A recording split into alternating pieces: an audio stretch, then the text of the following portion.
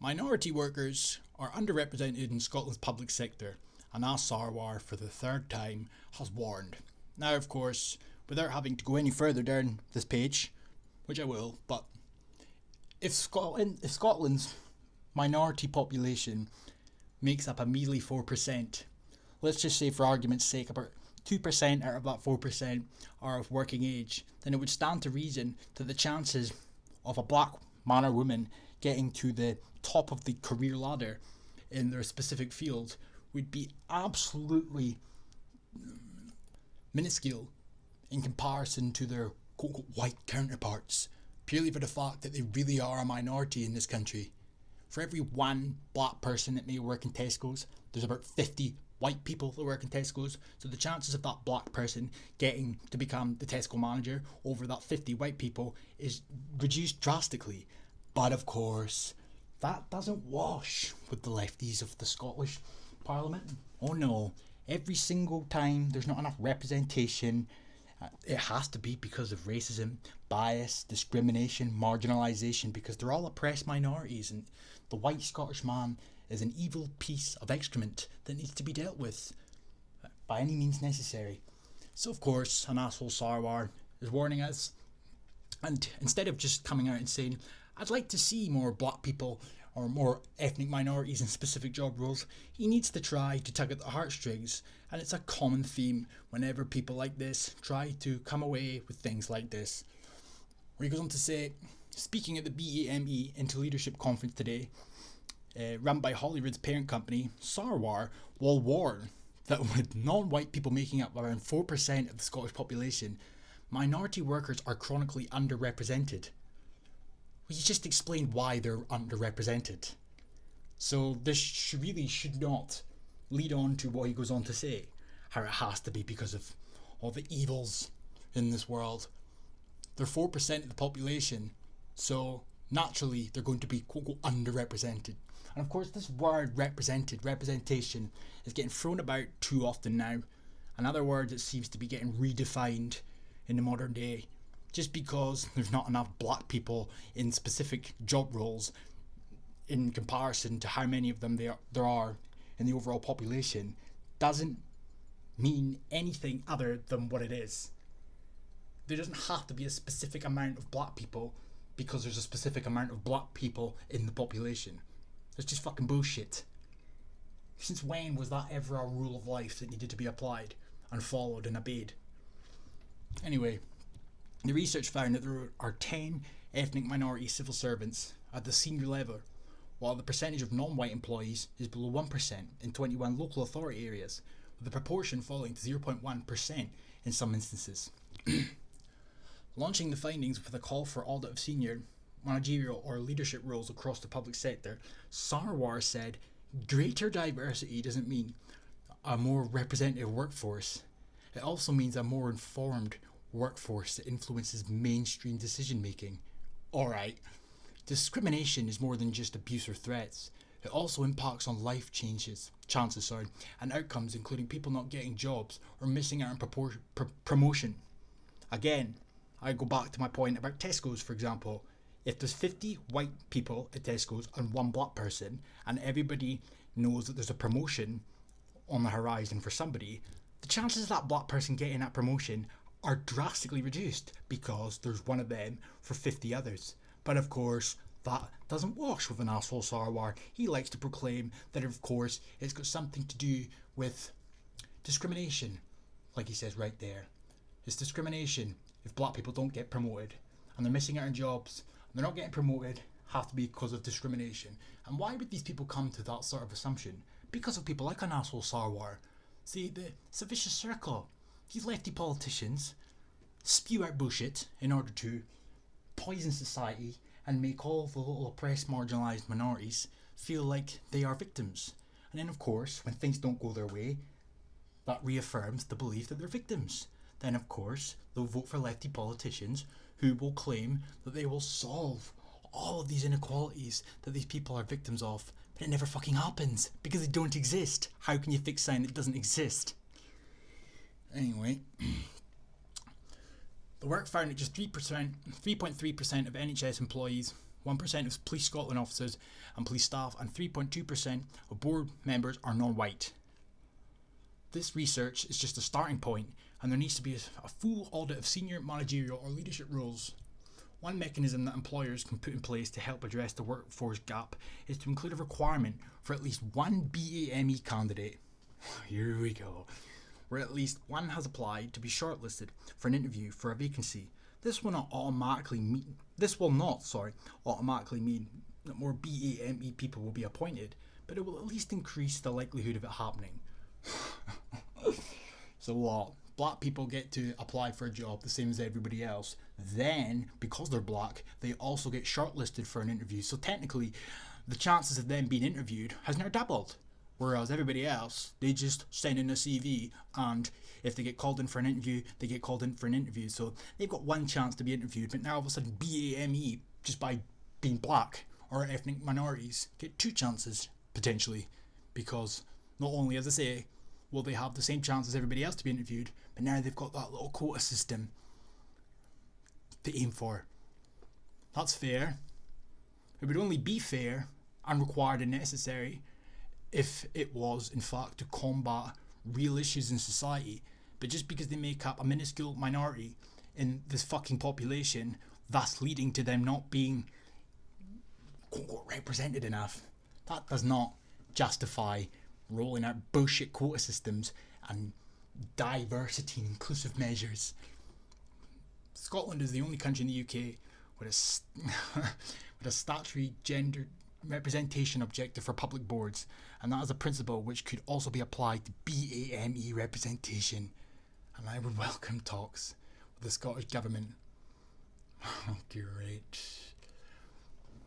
So, if it wasn't bad enough that Nicola Sturgeon, the misandrist feminist, has made it so that representation for men and women in every aspect of society has to be achieved in order for true equality to be fulfilled. But an asshole Sarwar now thinks that there should be a place in there for people that aren't white, because somehow having one form of equality compulsory measure wasn't bad enough. Now he wants two. So we'll make it three-way, shall we? So every board, every top-notch job in society has to be an equal amount of men, women, and black people. Because if not, it's somehow a clear indication that Scotland still suffers from racism, etc. It's just relentless. And of course, get this, 72% of BAME women have experienced racism, discrimination, racial prejudice and or bias in the workplace. Have experienced racism, discrimination, racial prejudice and or bias when applying for a job. Have experienced racism, discrimination and or bias at an interview for a job. No proof, just statistics. But of course, I find these statistics as always very convenient, because these statistics are then used by far lefty organisations funded by the Scottish Government, aka our tax money.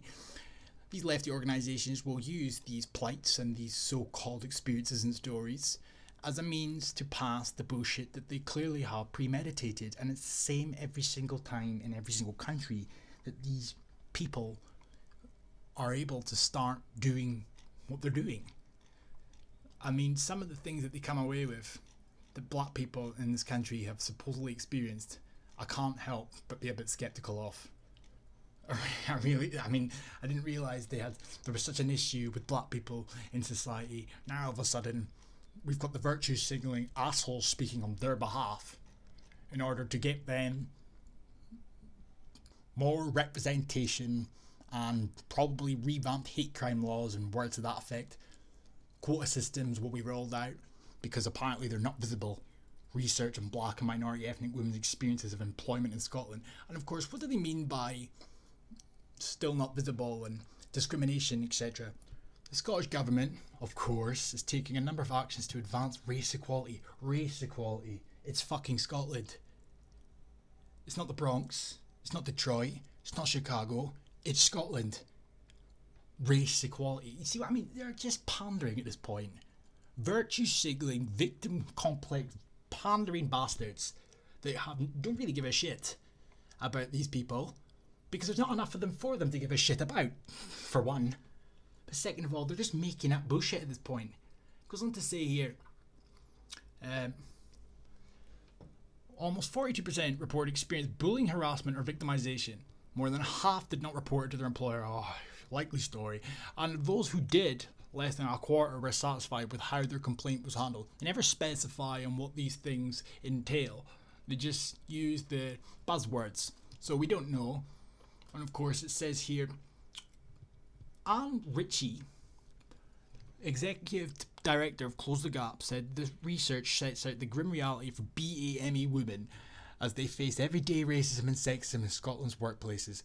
Exclusionary workplace culture and biased employment practice prevent black women from entering and progressing at work, hindering their career opportunities and contributing to their higher levels of poverty. So because they're black and they're women, they're in more poverty than the average Scot. Bullshit. Secondly, right, nothing is hindering their career opportunities. It goes back to the point I made at the beginning of this video. They are not, on average, at the top of their career ladder because they are a minuscule amount of the populace. It's not because of some fucking systemic bullshit racism that you lefties conjure up out your assholes. The lack of confidence and employers' complaints procedures is a critical problem.